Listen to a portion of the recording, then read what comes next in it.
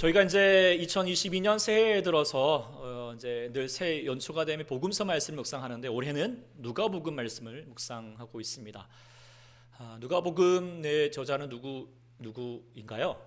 누가이죠. 그리고 또 의사이면서 또 역사가입니다. 그래서 역사적인 순서에 따라서 차례대로 그리고 또 자세하게 확실하게 전하고 있는데 누구에게 전했다고 되어 있습니까? 데오빌로에게라고 하는 각하에게 전했다라고 되어 있습니다. 각하라고 하는 용어가 있다라고 하는 것은 분명하게 이제 고위관직이고 당시 로마 사회에서 그래도 공직자라고 고위공직자라고 분명히 볼 수 있습니다. 근데 이 이제 로마라고 하는 나라가 어떤 나라입니까? 네, 당시에는 맹위를 떨쳤던 나라이죠. 특별히 로마가 속하는 모든 곳에마다 뭔가의 그 기치를 이제 깃발을 꽂아놨는데 그 이름을 뭐라고 보통 얘기를 했냐면 보면은 안 넘어가네요. 팍스 로마나라고 하는 이 단어를 이렇게 이제 깃발에 흔들려서 이렇게 얘기합니다. 팍스가 평화, 로마는 로마의 평화라라고 하는 단어입니다. 그래서 사실 이제 역사적으로 보면은 상대적으로 보면은 로마가 다스렸던 1세기나 2세기는 역사적인 상대로 봤을 때 전쟁이 별로 일어나지 않았던 시기이기도 한 건 사실입니다.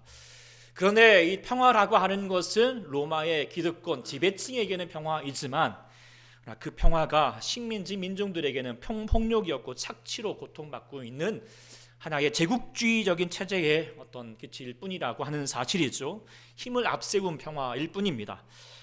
그런 팍스 로마나라고 하는 기치를 이제 삼고 살고 있는 이 데오빌로에게 누가는 지금 예수님의 복음이 팍스 로마나보다 더 힘차고 더 힘을 가지고 있다라고 하는 확신을 가지고 지금 전하고 있는 것입니다. 그리고 실제로 그 예수님의 복음이 형령이 되어서 팍스 로마나라고 하는 이 로마를 완전히 뒤집어 버렸습니다. 그리고 로마뿐만 아니라 전 세계의 힘의 논리 역사를 가지고 있는 이 세계의 역사를, 인류의 역사를 완전히 뒤집어서 진정한 평화의 어떤 시대로 도래하게 됐던 것이죠. 그래서 이 예수의 복음이 능력이 있습니다. 소망이 있습니다. 그럼 도대체 예수의 복음이 무엇이길래 그 중심에 무엇이 있는가? 그것은 우리가 복음서를 통하여서 예수님이 늘 항상 중심으로 말씀하셨던 것은 바로 하나님의 나라입니다. 천국이라고 말할 수 있죠. 그래서 이 하나님의 나라, 예수님께서 정말 세우셨던 하나님 나라 또 말씀을 준비하면서 제가 이제 오랫동안 책장에다가 꽂아놨던 책이 다시 읽혀지기 시작을 했는데 예수가 바라본 하나님의 나라 크레이빌 교수리 이분이 저자가 특이하게도 사회학자입니다. 사회학적으로 보니까 이 예수님의 나라가 어떤 나라인가? 예수님이 바라봤던 하나님의 나라는 한마디로 이렇게 정의를 하였습니다. 업사이드 다운 킹덤이라고 다운되었다. 완전히 뒤집어진 나라이다라고 그렇게 얘기하고 있습니다. 그러니까 사회적으로 봤을 때 이 사회적인 어떤 계층과 문화와 구조가 완전히 뒤집어 버렸다는 것입니다. 높은 데 있는 사람이 낮은 데 있게 되고 낮은 데 있는 사람이 높은 데 있게 되고 섬김을 받던 사람이 섬김을 받는 곳으로 그렇게 되어가는 구조로 되어가는 모습이라는 것입니다. 그래서 이 새로운 질서는 단지 말만 앞세우는 어떤 윤리적인 도덕적인 어떤 형이상학적인 메시지가 아니라는 것입니다. 실제적인 삶의 가능성이고 능력을 가지고 있음을 분명하게 가지고 지금 이 데오빌로에게 전하고 있습니다. 그래서 이 하나님의 나라 지금 팔레스타인 1세기뿐만 아니라 우리가 다시 돌아보게 되는 것은 지금 우리 모두에게도 그 하나님의 나라가 강력하게 역사하고 있고 그 하나님 나라만이 우리 가운데 진정한 평화를 이루어가게 될 줄 믿습니다. 그래서 우리가 그 하나님의 나라를 구하면서 살아가야 할 것입니다. 근데 그 하나님의 나라의 중심에는 무엇이 있는가? 도대체 어떤 나라이기 때문에 이렇게 모든 인류의 역사를 뒤집어 버릴 수 있는 것인가? 그것은 그 하나님의 나라에는 바로 가장 중요한 것은 바로 사랑이라는 것입니다. 사랑입니다. 힘으로 세워지는 나라가 아니라 하나님의 나라는 사랑의 나라라고 하는 사실입니다. 사랑은 바로 하나님 나라의 중점적인 특징인 것이죠. 하나님의 나라는 우리가 보기에 좋은 거, 온갖 좋은 것들이 이루어지는 어떤 그런 장소도 아니고요. 우리가 죽어서 가는 어떤 피안적인 세계를 말하는 것도 아닙니다. 하나님의 나라는 하나님이 다스리시는 곳이고 하나님과 함께 사는 곳입니다. 그런데 하나님은 어떻게 우리를 다스리시는가? 사랑으로 통치하시고 또 사랑으로 함께 살아가는 곳이라는 것입니다. 그 하나님의 나라는 사랑의 나라이다 라고 그렇게 말할 수 있습니다. 이것을 예수님이 전하고자 하셨고 그것을 잘 보여주고 있는 복음서가 바로 누가복음입니다. 그리고 그 중에서도 오늘 본문 말씀이 그것을 잘 보여주고 있습니다. 오늘 본문 말씀 이제 20절부터 이제 우리가 본격적으로 이루어진다. 예수께서 오늘도로 제자들을 보시고 너희 가난한 자는 복이 있나니 하나님의 나라가 너희 것이며라고 계속 외치는 말씀들. 이렇게 보면은 비슷한 말씀이 어디 있죠? 어디 있습니까? 마태복음 5장부터 이루어지는 말씀이 있습니다. 5장부터 7장까지 이루어지는 말씀, 주옥 같은 말씀인데 그 말씀을 우리가 보통 뭐라고 얘기합니까?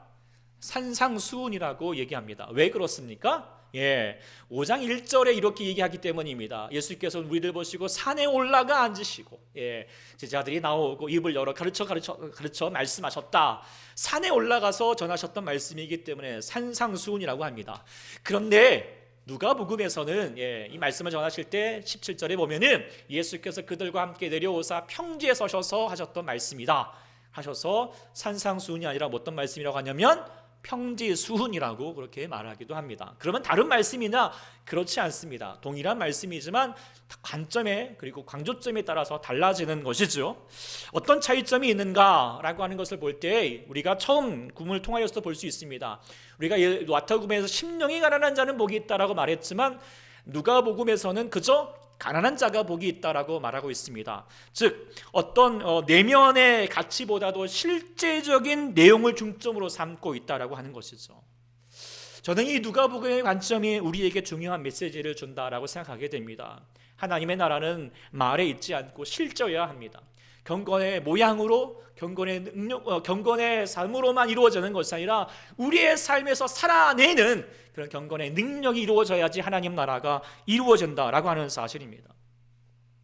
그래서 오늘 말씀도 그 하나님의 말씀이 우리 가운데 들려지는데 또 전해져야 되는데 사실 미리 이제 정하고 묵상하고 이렇게 설교할 때 너무 부담이 되었습니다. 왜냐하면 전하고 많은 문제가 아니거든요. 살아내야 되기 때문입니다. 그런데 이 살아내기 위해서는 정말 한 절 한 절 원수 사랑부터 보면은 이게 삶이 완전 뒤집어지지 않으면 안 되는 것입니다. 우리의 생각과 사고와 습관이 완전 바뀌어지지 않으면 불가능한 일이거든요. 그런데 우리는 잘 뒤집어지지 않잖아요. 마치 오뚜기처럼 좀 뭔가 하려고 하면은 또 금세 무너지잖아요. 우리 새해 들어서도 뭔가 하나님 앞에서 기도해야지, 말씀도 읽어야지, 그러다가 어떻게 해요? 작심 삼일되면서 또 무너지잖아요. 우리가 그럴 수밖에 없고 우리가 늘 항상 그래 내가 그렇지 그러면서 여전히 그래 내 삶을 고집하고 있다면 우리는 하나님의 나라는 오지 않는다는 거예요. 뒤집어지지 않으면, 변화되지 않으면 하나님 나라는 우리 가운데 역사하지 않을 수밖에 없다는 거예요. 근데 그렇게 그런 인생을 살아가게 되면 인생에 답이 없죠. 늘 헤매이는 삶을 살 수밖에 없어요. 늘 사단에 지배되는 삶을 살 수밖에 없다는 것입니다. 우리의 삶에 문제가 투성일 때 우리의 삶의 답은, 그 정답은 오직 어디에 있는가? 오직 예수님께 있는 줄 믿습니다.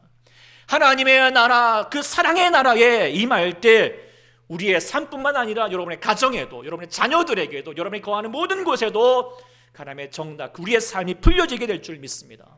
오직 예수님만이 정답입니다. 믿으십니까? 그렇다면 우리가 이 결론을 가지고 오늘 말씀, 그래요 내가 하나님 나라로, 그 사랑의 나라로 살아보겠습니다 라고 작정하는 자가 되었으면 좋겠습니다. 그런데 사실 쉽지 않다는 걸 말씀을 드립니다.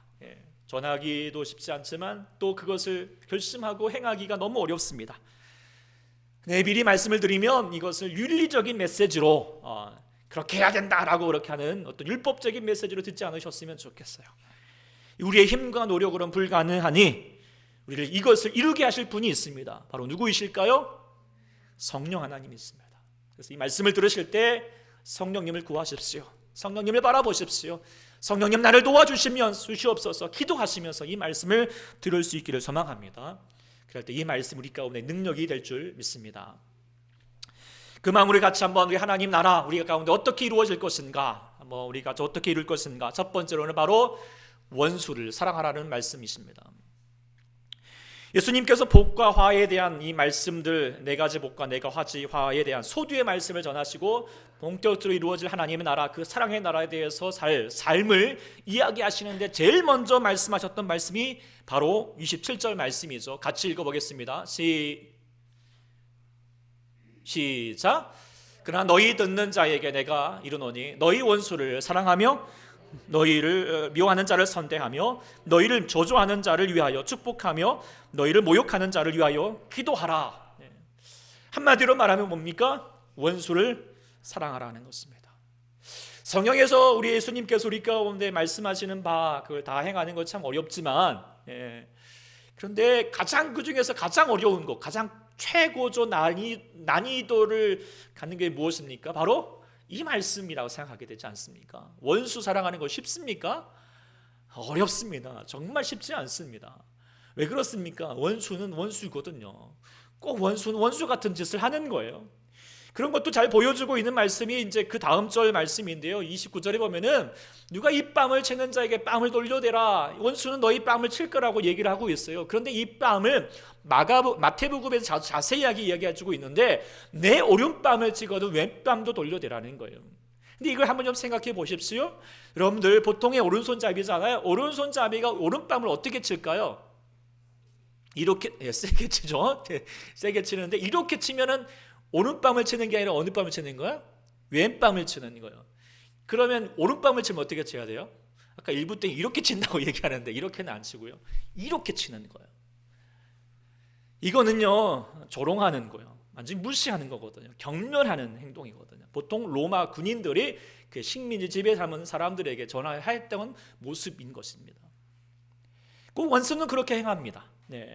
우리의 육체적인 고통을 줄 뿐만 아니라 꼭 마음의 고통을 주죠. 마음의 상처를 줍니다. 모멸하고요, 조롱하고요, 우리를 향하여서 속구를 박박 긁어내는 사람들, 그게 바로 원수잖아요.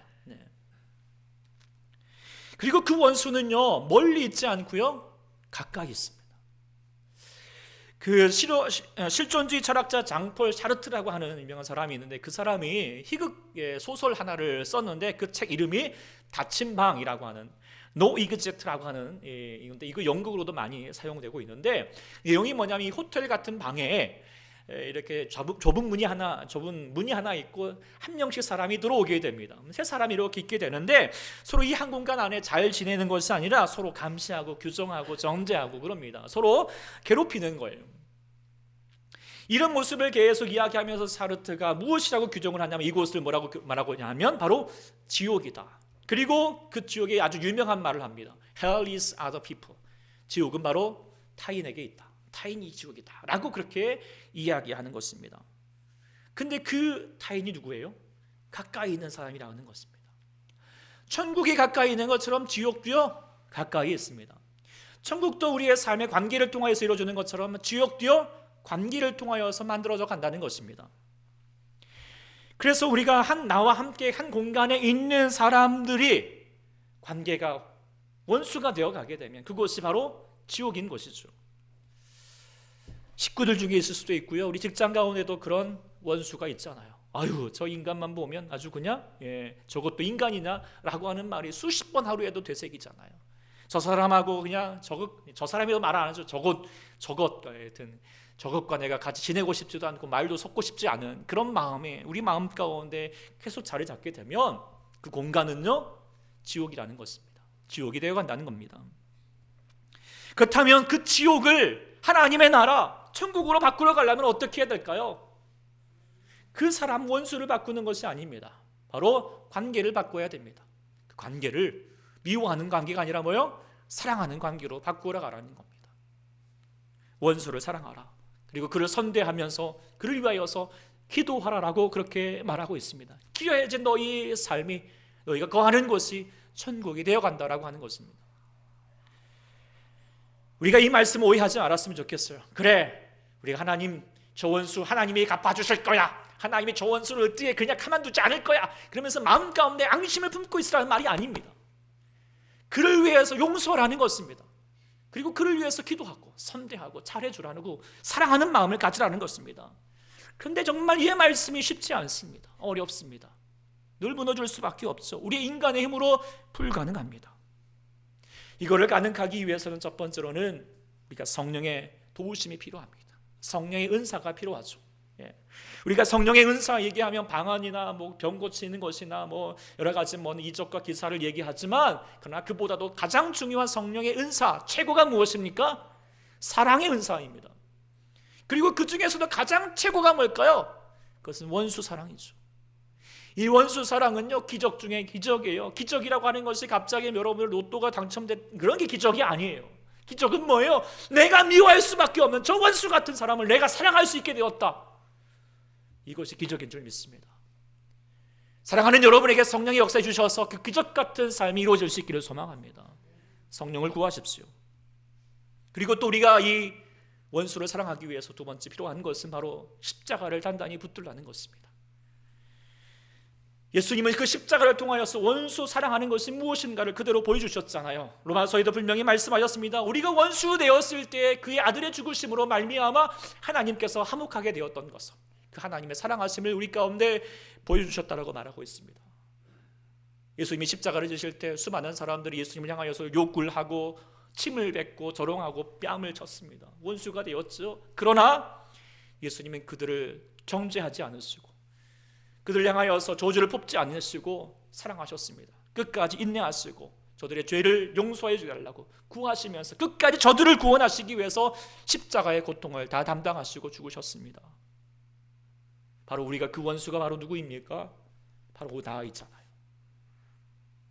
우리가 그 예수님의 그 놀라운 사랑을 우리가 기억하고 내가 예수님의 사랑을 받은 자라고 하는 사실을 우리가 안다면 우리는 원수를 사랑할 수 있는 힘을 갖게 되는 것입니다.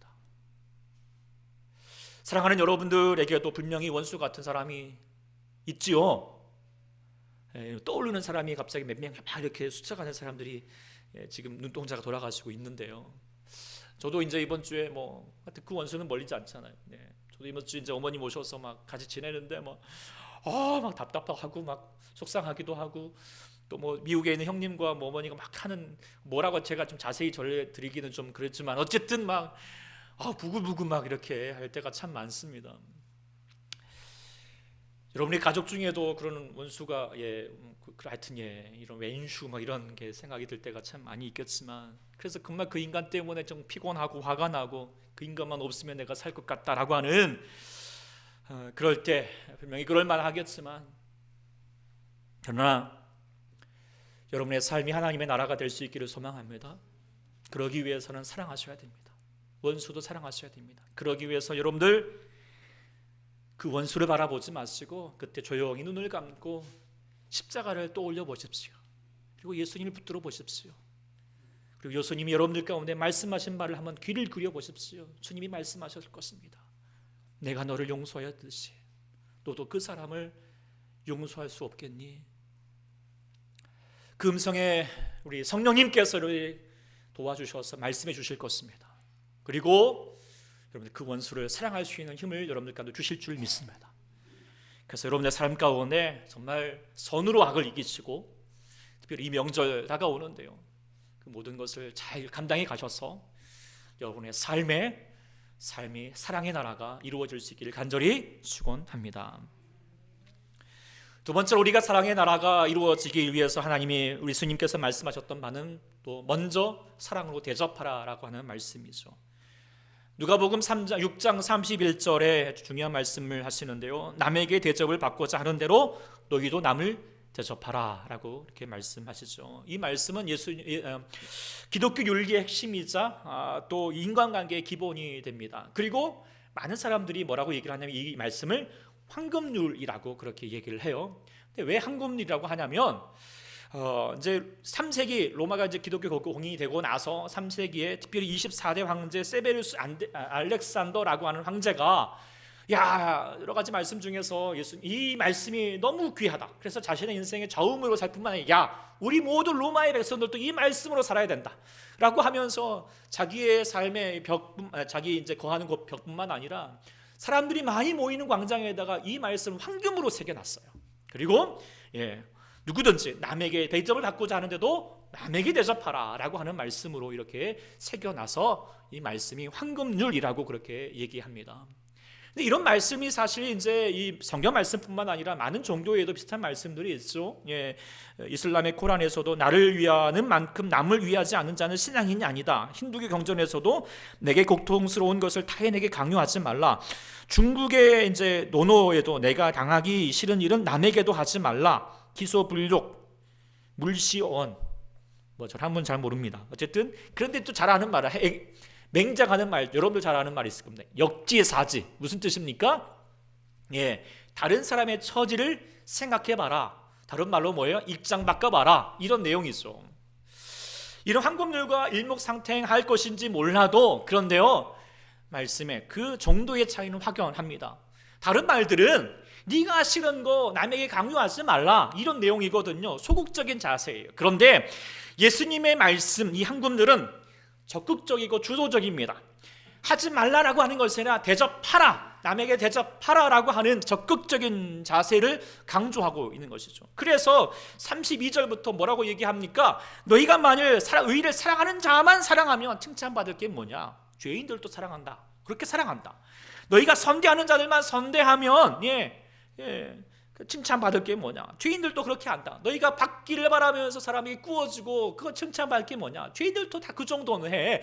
이 정도가 되어가지고는 결코 하나님의 나라, 그 사랑의 사람을 살아가는 사람이 아니야 라고 그렇게 얘기를 하고 있어요. 차원이 달라지라는 것이죠. 그래서 그 뒤에까지 뭐라고 말합니까? 어떻게까지? 아무것도 바라지 말고 무조건적으로 행하여 가라 라고 그렇게 얘기합니다. 넓은 마음을 가지라고 하는 것입니다. 그래서 우리가 대접을 받고자 하는 대로 대접하라 라고 되어 있는데, 우리가 이 하나님의 말씀을 주도적으로 감당하기 위해서는 어떻게 되냐? 가장 중요한 자세는 먼저 해야 됩니다. 먼저 You first. 걔 너 하는 것 보고 내가 하겠다 라고 하는 것이 아니라 뭐예요? 아무것도 바라지 말고 먼저 내가 하라는 것입니다. I first 라고 하는 자세가 이루어져야 된다라고 하는 것이죠. 옛날 우리 복음성가 찬양 기억하시나요? 내가 먼저 손 내밀지 못하고, 내가 먼저 용서하지 못하고, 내가 먼저 웃음 주지 못하고, 이렇게 머뭇거리고 있지 말고 내가 먼저 손 내밀시고요, 내가 먼저 용서한다고 말해주고요, 먼저 내가 웃어주면서 웃어주는 우리 관계가 될 수 있기를, 여러분의 부부의 관계가 될 수 있기를. 싸워가지고 삐져가지고 내가 말하나 보다, 네가 말할 때까지 나 말 안 해, 이렇게 하지 말라는 것입니다. 먼저 하는 자가요, 그런데요, 사랑의 힘이 센 사람이에요. 사랑이 강한 사람이잖아요. 세상의 힘이 센 사람은 나중에 합니다. 그게 법칙이잖아요. 그래, 네 하는 거 보고 내가 하겠다라고 말하겠지만, 사랑의 나라에서 힘이 센 사람은요, 먼저 하는 사람이에요. 엄마와 딸이 이기면 누가 이깁니까? 엄마와 딸이 싸우면 누가 이깁니까? 딸이 이겨요? 그 집은 그런가요? 네. 근데 이긴 사람이 사랑이 클까요? 진 사람의 사랑이 클까요? 진 사람의 사랑이 커요. 근데 우리 최국수 권사님은 그러면 사랑이 좀 작을까요?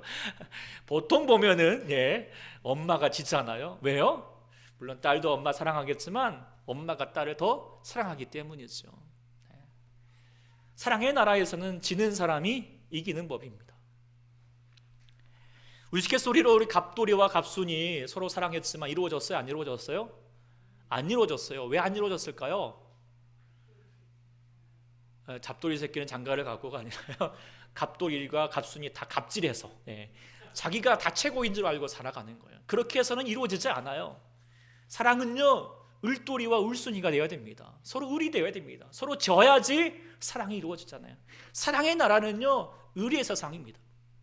예수님이 그렇게 사셨습니다. 철저히 의리 되셨습니다. 먼저 섬기셨습니다. 먼저 낮아지셨습니다. 제자들 앞에서도 세숫대어 가지고 수건을 두르시고 먼저 낮아지시면서 그들의 발을 씻기셨습니다. 먼저 섬기셨습니다. 종이 되셨습니다. 그래서 예수님이 사랑의 나라에서는 최고예요. 왕이시잖아요. 가장 사랑의 능력자이셨습니다. 사랑하는 여러분들도 사랑의 나라로 사시고자 하신다면 먼저 행하시기를 소망합니다. 낮아지기를 소망합니다. 의리 되시기를 소망합니다. 그래서 그 사랑의 삶을 이루시는 우리 모두가 될 수 있기를 간절히 축원합니다. 세 번째로 사랑의 나라를 이루어 주려면 오늘 예수님 말씀하셨던 것은 믿음으로 사랑을 주어라라고 말씀드렸습니다.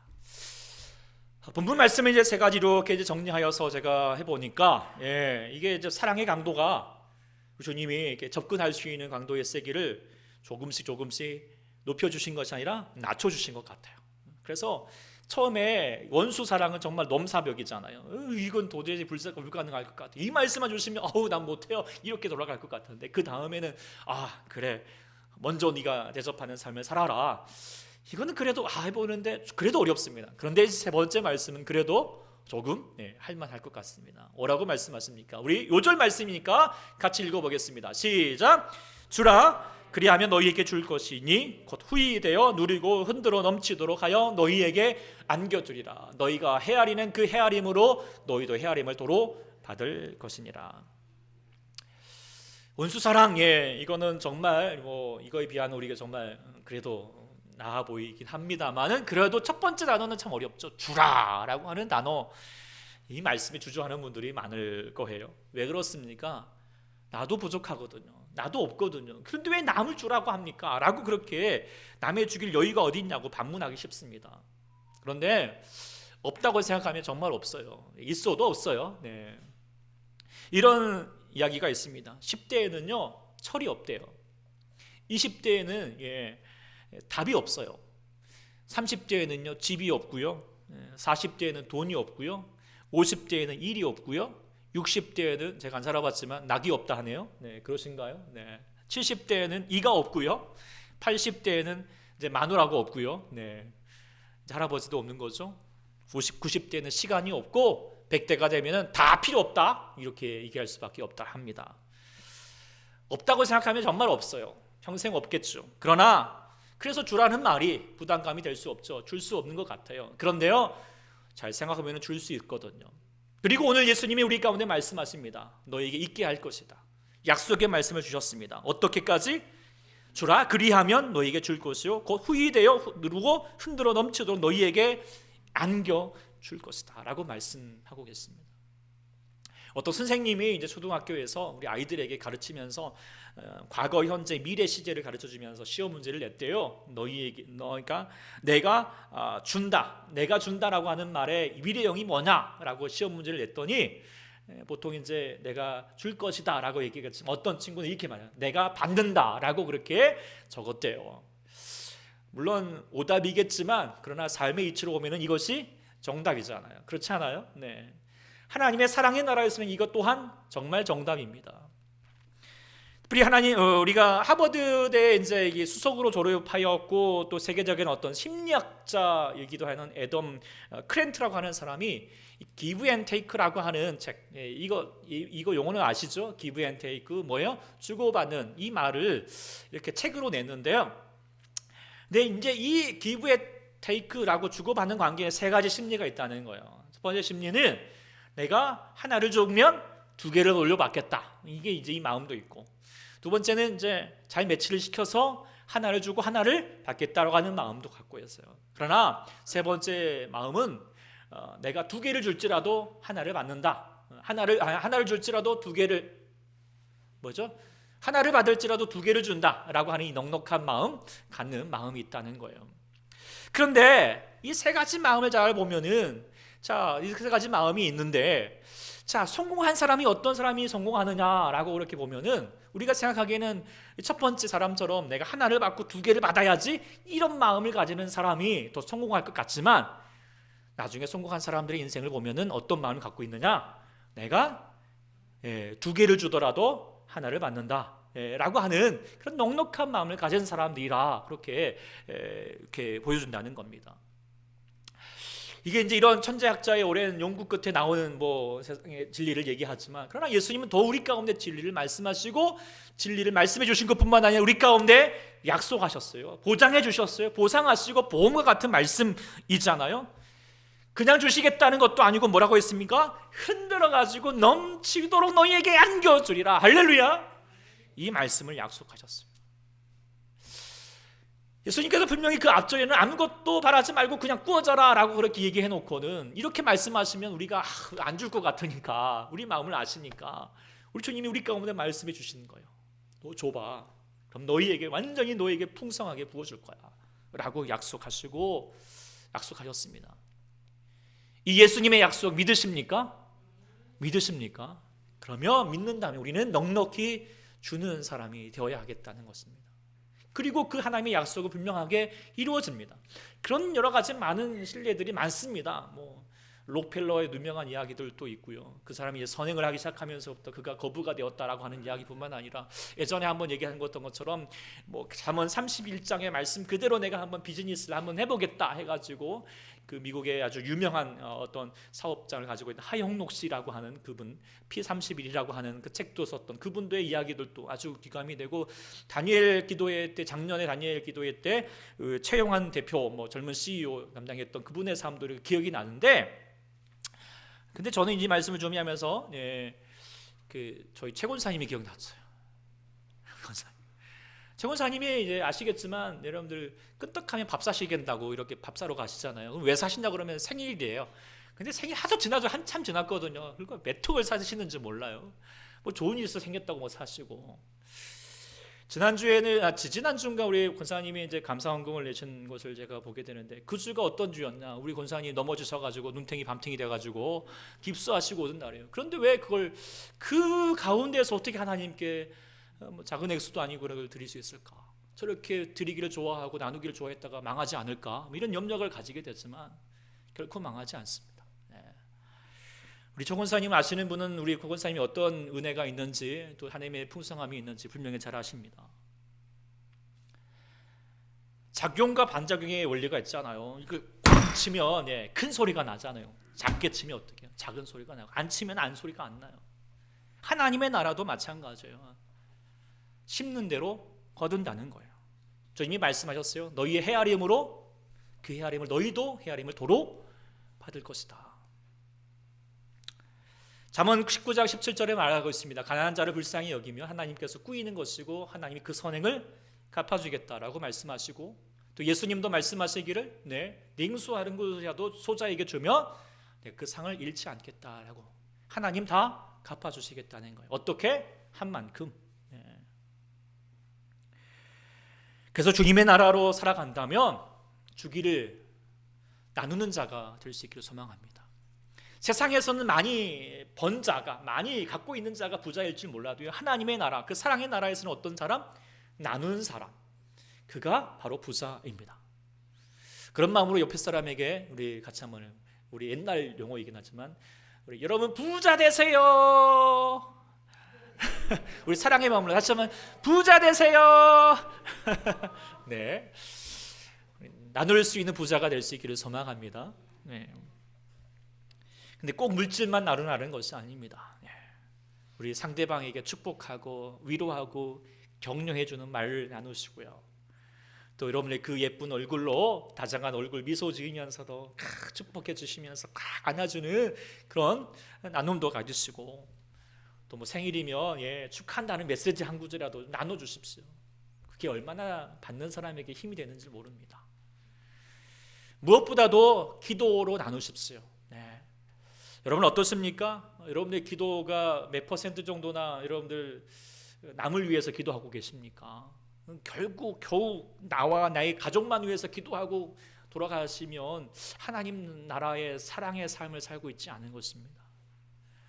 여러분들 기도가 필요하신 분들이 많습니다. 우리 연약함 가운데 계시는 분들, 중보기도 필요하신 분들을 위해서 기도해 주시고, 교회를 위해서, 나라와 민족을 위해서, 선교사님들을 위해서 기도하시고 기도로 나누시는 삶이 될 수 있기를 소망합니다. 그리고 또 무엇보다도 우리 복음을 나누십시오. 복음을 전하십시오. 나만 믿고 천국 가겠다라고 하는 심보는 결코 하나님 나라에 환영받지 못할 것입니다. 내가 예수 믿게 된 것이 그냥 된 게 아니잖아요. 얘가 예수 믿기까지 수많은 사람들의 눈물의 기도와 피와 목숨이 우리 가운데 있었다는 사실을 기억한다면, 결코 나만 예수 믿고 그냥 끝나버리면 이거 진짜 하나님 나라에 보기엔 합당하지 못한다라고 하는 것이겠죠. 여러분도 어떻습니까? 올해 지금 이렇게 한 달 되어 갔지만 정말 내가 구원할, 전도해야겠다라고 하는 마음을 품을 수 있는 사람이 될 수 있기를 소망하고요. 올 한 해 그렇게 꼭 감당할 수 있기를 소망합니다.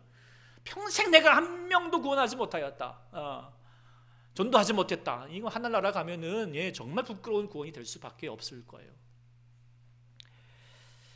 우리 사랑하는 여러분들 주위에 정말 주의 복음이 필요한 자들이 많습니다. 무너져 가고 있는 사람들, 헤매 있는 사람들, 사단의 정말 종노릇 가운데 인생을 망가가고 있는 사람들, 바라만 보고 있지 않은 사람이 될 수 있기를 소망합니다. 나누는 인생, 주는 인생이 될 때 하나님께서 여러분의 삶을 채워주실 줄 믿습니다. 말씀 마치겠습니다. 오늘 말씀 정말 전하기보다도 정말 우리가 행하기에 쉽지 않은 말씀입니다. 그리고 또 들으면서 딱딱한 말씀이 될 수도 있고 부담이 될 수 있는 말씀도 될 수 있습니다. 그럼에도 불구하고 이 말씀을, 주의 말씀을 우리가 새겨드려야 할 이유가 있습니다. 그것은 우리가 이미 다 받았기 때문입니다. 우리가 원수였지만, 하나님 앞에 원수였지만 예수님 우리를 위해서, 먼저 우리 자신을 위해서 우리를 다 주셨고요. 내가 선대하는 자만 살겠다라고 하는 그런 이기적인 욕심 가운데 살고 있는 저희들 위해서 주님은 먼저 우리 가운데 한없는 사랑을 우리 가운데 행하여 주셨고요. 우리 주님은 갚아도 갚을 길 없는 그 모든 사랑과 은혜로 우리 가운데 먼저 행하여 주시고 주셨던 분이라는 사실을 우리가 깨닫게 됩니다. 그래서 우리 안에 그 은혜와 사랑이 누려져야 합니다. 그래야지 오늘 말씀이 마땅함으로 들려진다는 것이죠. 그래, 내가 해볼게요. 충분히 해볼만 합니다 라고 여겨질 것입니다. 그래서 지금 여기서 내 안에 하나님의 나라, 그 사랑의 아들의 나라로 살아줘야지 이 땅에서, 그리고 내 가정에서, 내가 거하는 여러분의 직장에서 마주할 내 가족들에게도 사랑의 나라로 만들어갈 수 있다는 것이죠. 불합리한 현실 속에서 주의 사랑을 외치면서 행할 수 있게 됩니다. 이 사랑의 나라로 거하기 위해서 여러분들 먼저 성령 충만하셔야 됩니다. 성령님을 사모해야 합니다. 그래야지 받은 은혜가 있음을 알고 넉넉한 마음으로 줄 수 있습니다. 주면 주신다라는 믿음을 갖게 합니다.